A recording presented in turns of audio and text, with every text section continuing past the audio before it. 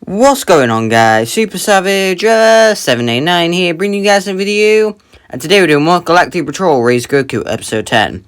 In the last episode we covered the fight with the Saiyans, where Turbo managed to achieve the Super Saiyan transformation. While Nappa and Raditz were both killed, Vegeta managed to survive and form a temporary truce with our allies. Meanwhile, on a Frieza planet, Ginyu fought off the Geist Force and was on the verge of killing them, but Paragus showed his true colours by betraying them, allowing Frieza to kill him. Luckily, Ginyu managed to body change to a random soldier before his death and found Broly. Broly is shocked to see Ginyu alive, asking him how this is possible. Ginyu explains about when he was frantically blasting, he was actually aiming for Paragus to try and stop him, but he knew it wouldn't work. So, instead, he used the body change so he could survive Frieza's attacks and live to fight another day. Ginyu tells Broly that they should escape and regroup with the rest of the Galactic Patrol, as their emergency beacons were destroyed. Sadly, Broly says he can't. His father is too precious to him, he can't just let him stay there and possibly be killed. Although this does bug Ginyu, he understands this. Instead of regrouping, they agree to work from the inside and take Paragus back by force when Ginyu can get a decent strength body. We'll pick back up with these guys later. Trunks and Boo would take their ship to Earth, which confuses Boo, but he allows Trunks to do it. The human rushes into his house before coming out holding a bunch of snacks and a box of capsules. They'll need supplies for the trip. Boo gets a massive childlike grin over his face. He thinks that he and Trunks will get along just fine. As they move, Trunks will be learning from Boo about what has been happening in Bobity's Margin Empire. Boo was able to reverse and release the magic that Bobity had cast on some of the weaker fighters like Pui Pui and Yakon. However, the few of them were too evil in their hearts, so where they endured his spells and remained under the Margin spell, like Deborah. Bobity also began to recruit others before he took the rest of the Empire to the planet to get more soldiers and then raid the Galactic Patrol headquarters for revenge. After eating all their snacks and playing some games, Trunks and Boo arrive at the planet that the Margin Empire are all currently raiding. Trunks is a bit worried, which Boo notices, asking if he's okay. The human says yes, but he knows he can't die here. He needs to see his wife and daughter again, he can't afford to die. Boo smiles and places a hand on Trunks' shoulder, telling him that Boo will help him, making Trunks smile, thanking him. The duo's ship lands on the planet where Boo uses a candy beam to make it a gumball, and then swallow the ship for later, just so it isn't destroyed. Trunks thinks this is weird, but kinda cool. Both fighters fly off, arriving to see the planet's forces trying to fight the Margin warriors to no avail. They are either turned into Margins or absorbed for energy to boost the Margins already under Bobity's control, which worries the duo. It appears that some Frieza soldiers, as well as some Galactic Patrol prisoner fodder, and even Bakura Quitora, the metal man that fought TM. I'm just going to call him Bakura from now on. Seeing all the injustice going on angers Boo. He's pure good, so to see these acts of pure evil just angers him. His power begins to drastically rise as steam begins emerging from the holes in his head, which makes Trunks leap backwards for safety. The Marginal looks over to see Boo with Bobity, remarking that Boo has finally come to his senses. Boo lets a shout of, "Go away!" and explodes in an oddly small explosion that doesn't even hurt anyone. Bobity laughs that Boo is pretty useless after all, and he and his Margins have a good laugh at that. Trunks is distraught and a bit confused what happened. Why did Boo do that? Boo not dead! Boo alive! From Trunks' shoulder, a tiny Boo stands there with thumbs up. When did Boo do that? Trunks thinks back to remember when Boo placed his hand on his shoulder. He must have done it then. Then, Trunks asks what Boo did when he exploded. Or was that just something out of rage? Boo tells Trunks that he should look at Bobity's men, which Trunks listens to, jumping onto the cliffside to look down at them. As they all continue their thing, a pink glow begins to emit from their bodies, shocking them all as they look at themselves in confusion. One by one, the Margin symbol begins to fade from their foreheads, leaving 90% of the Margin army free from Bobity's control. The molecular Margin Boos all leap off the former or current soldiers and form in the air, letting a shout of "Boo!" Trunks leaps down next to Boo since he wants to help. Although Bobity isn't worried by the Earthling, he is by Boo, so he teleports himself into his ship for safety. Trunks shouts to the uncontrolled soldiers to take down the Margin soldiers and they'll be given immunity for their crimes, which sounds like a great deal. Although Trunks doesn't even know if he can do that, it'll work for now. Deborah realizes that Boo is Bobity's ultimate creation. His magic skills are almost unparalleled. If he goes up against the Djinn, he'll be killed almost instantly. So instead of that, he tells Bakura to handle it himself, which the Metal Man agrees to, rushing towards Boo. Deborah looks at Trunks with a sinister grin over his face. He remembers Trunks, now he made him a nice statue. It's a shame that they had to break him out, but he'll be glad to replace him back in. With Zora flaring around his body, Trunks shouts that he won't die here. His body ignites the Kaioken to times 20 as he gives Deborah a deep sinister stare, telling him he'll die right here, right now. He rushes at Deborah to attack him, with Deborah merely dodging and blocking easily. Despite Trunks' godly power, he isn't doing anything to phase Deborah as he is simply kicked to the ground. Maybe if he kept up on his training he could have won. Deborah deeply inhales and unleashes a massive barrage of flames that Trunks counters, wielding a Kamehameha. Even though Trunks is significantly weaker, the key base attack manages to overpower Deborah's and eventually consumes him, or so he thinks. With his immense speed, Deborah rushes behind Trunks, who only gets enough time to turn and look at him. Wanting to replicate what he did on Earth, Deborah goes to spell on Trunks, making the humans stare at it panicked. It doesn't look good for Trunks. That is until he hears a familiar click sound. It sounds like a capsule? From Trunks' hand, a massive flood of water quickly explodes, consuming Deborah's spit, stopping it from hitting Trunks, allowing the human to get a clean shot on Deborah's gut, flinging him backwards. Trunks grins that a good fighter never becomes unprepared. While he inherited his father's strength, he also inherited his mother's brains. He grabbed capsules from Earth that he had been experimenting with that he knew would help out. That, and snacks for the trip. He rushes at Deborah in a straight line, giving the demon the idea to burn Trunks up. He inhales really hard, giving Trunks his chance. He grabs a capsule and throws it into Deborah's mouth at just the right time, listening as he hears it click. Instead of fire coming out, fire extinguisher foam begins to bubble in his mouth and down his throat, almost causing the demon to choke. As he begins to cough up foam, Trunks tells him that it takes a day to fully dispel, and only can get the majority out, a single cell will react to flames, making it rapidly grow. In other words, his fire breath has been disabled, and his son's spit will be too moist to hold form long enough to hit him. Or to put it a third way, he's screwed.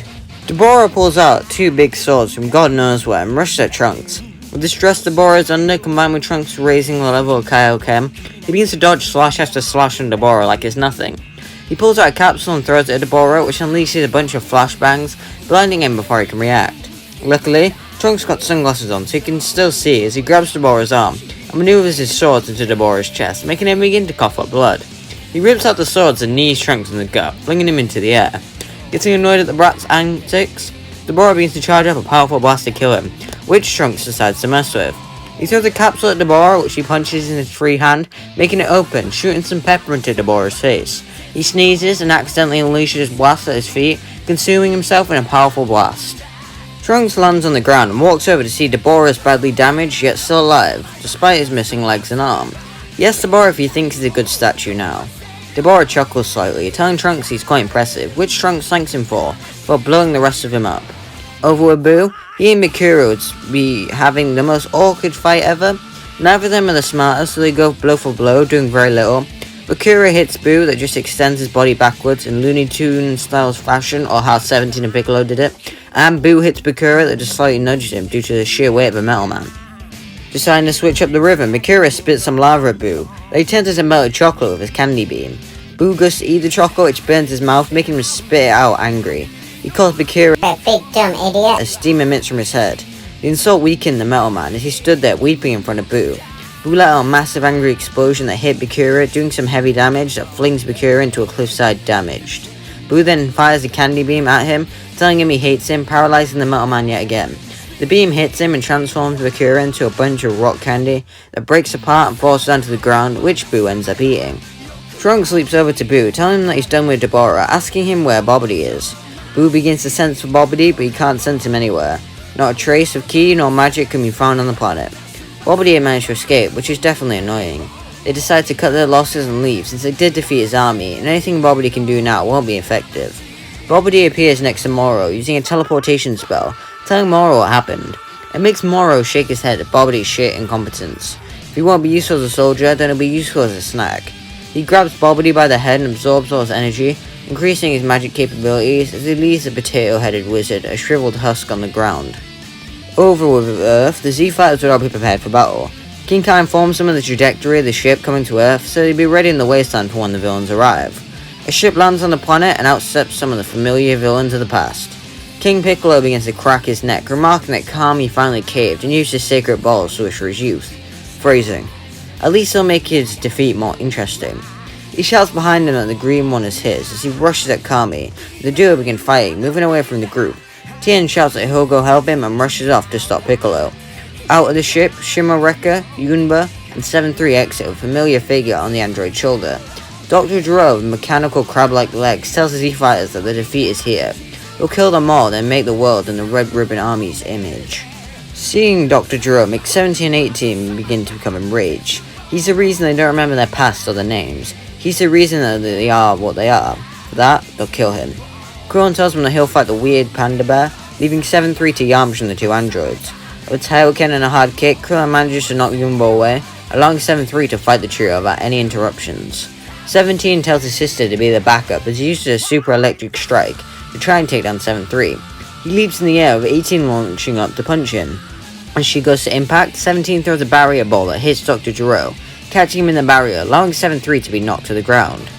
Yamcha rushes at 7-3, trying to beat him, with 7-3 easily dodging. It isn't like Yamcha's using the Kaioken, so 7-3 is dominating him by kicking him around and dodging his attacks. Over 17, he releases his barrier around Jiro and approaches him. He asks him if he has any last words. As Jiro opens his mouth, 17 crushes his head, realizing that he doesn't care. Shimareka begins to panic.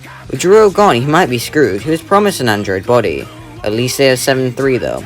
He looks to see 7-3 catch a punch from Yamcha before something stranger happens. His body goes limp as it falls to the ground like a puppet, his eyes turning black as if he'd been deactivated. They all look in confusion at what happened. It's as if someone turned off a television. Then, they hear a static noise emitting from him as his eyes turn on yet again, not looking like 7-3's. They were white with blue pupils, almost like a human's.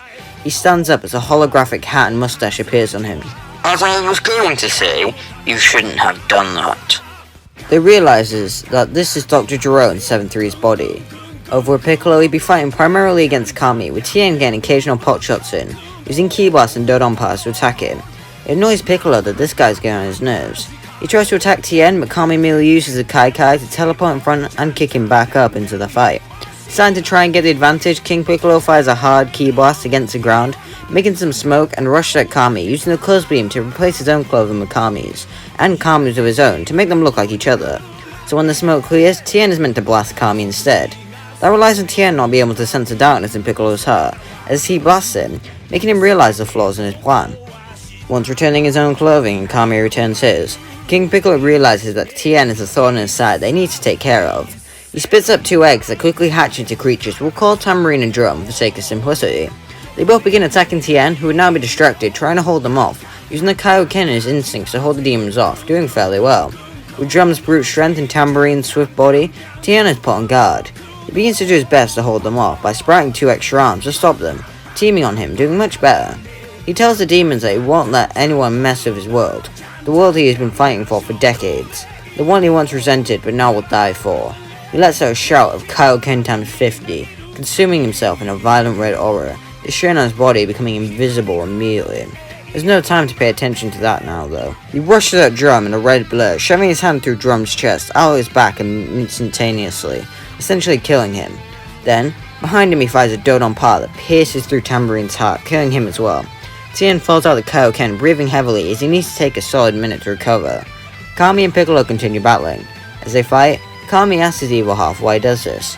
He doesn't want to kill him, but if he must, he will. This makes Piccolo laugh that Kami believes he can. Kami begins to glow, about to self-destruct, making King Piccolo panic. He doesn't want to die. He charges at him, telling him to stop. As he goes to hit Kami to knock him out of it, Tien fires a blast through Piccolo's back, out his gut, causing King Piccolo to panic. How the hell did this happen? As King Piccolo begins to die, he begins to seemingly choke. From out of his mouth, Piccolo coughs up a final egg, which will Kami and Tien's spot. The egg is launched as Piccolo merely explodes and dies. Kami and Tien walk over to the egg to see a baby Piccolo and realize that Piccolo has essentially reincarnated himself, which is why Kami isn't dead yet.